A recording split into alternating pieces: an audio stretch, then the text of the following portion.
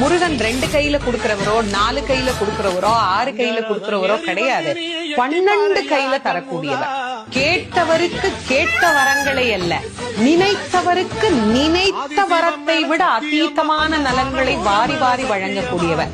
அவர் 12 கையில கொடுப்பார், வாங்குறதுக்கு நமக்கு தான் 2 கை பத்தாது.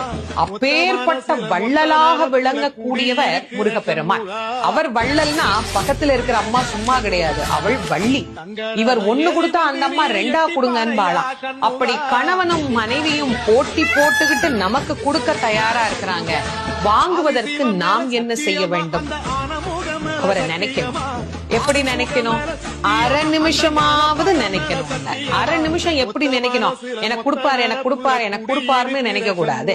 முருகப்பெருமானை உள்ளம் உருகி, அந்த உள்ளம் உருகுகிற போதே நமக்கு அப்படியே கண்களில் இருந்து ஆனந்த கண்ணீர் அப்படியே பெருகும். அந்த கண்ணீர்